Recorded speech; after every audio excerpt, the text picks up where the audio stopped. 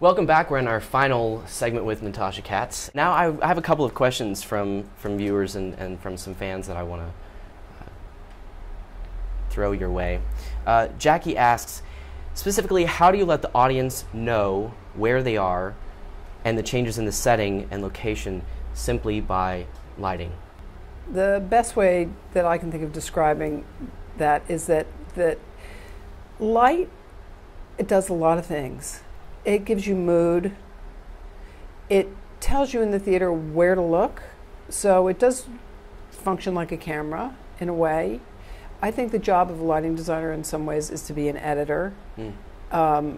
We do the same thing, which is that we can do a crosscut, we can do a crossfade, we can tell the audience where to look at what speed, and then there's color, and then it's how it relates to music and how it relates to because I think music and light are completely, they're simpatico. Once is a good example. So if you go back to the first episode of this, The Graham Show, yes, and me, that you'd get a sense of an interior room and how an interior room can be made. But if you're outside, I mean, very often people might use, if you're outside and there are trees and it's romantic, then we do use things called gobos, which make leaf patterns on the floor. And all of a sudden, I think that you might feel outside. This is a sort of simplistic way of putting it. But, you know, in a funny way, what that is projection. Meaning that lighting has been doing projection for many years. That's an interesting way of in a different way. Yeah, just a more simplistic way. Yeah, because we can't then change the leaf gobo to something else, while projection can take the leaf gobo and expand the options and turn it into a green-eyed monster. Frank, who's 20, asks, what factors do you consider when choosing your projects to work on, and how do you make the final decision? The choices are made more, for me, about the people that are working on the project. And that could be anybody from a director to a set designer to a costume designer to an old friend to somebody who asked me to do a favor to a general manager that I love to, there are all sorts of different reasons. I do remember seeing once in the New York Times that when they, in that second page where they announce shows, and I thought, oh, somebody please call me, please call me, please call me. Even Natasha Katz gets her eyes set on something, and she hopes that someone will call her. Yes, I have stalked some jobs, but really? I didn't stalk that one. I think that one just came to me. For good reason. My final question to you is, what advice do you have for young people, young adults that are looking to make a career in this business?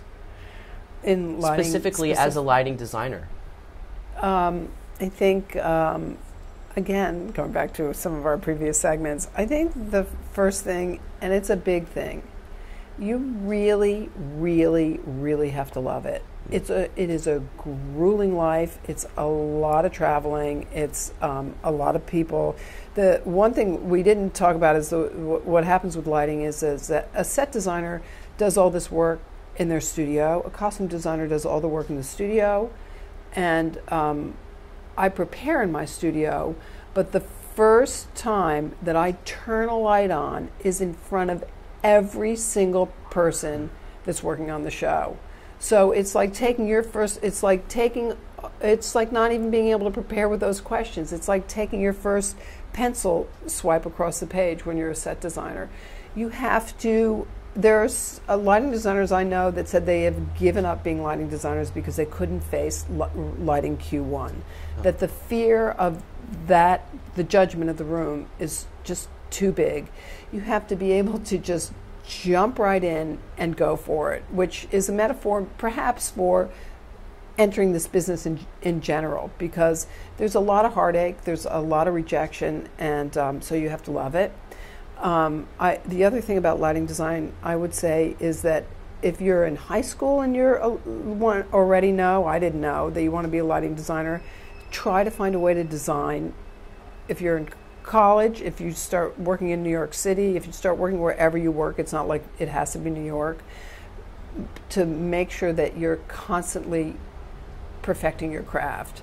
Because a lot of people start working for other people, or unfortunately, life gets in the way and you actually have to make money, more money than lighting can bring you. It doesn't bring you a lot of money at the beginning. And there's no for sure that it's going to bring you money at the end.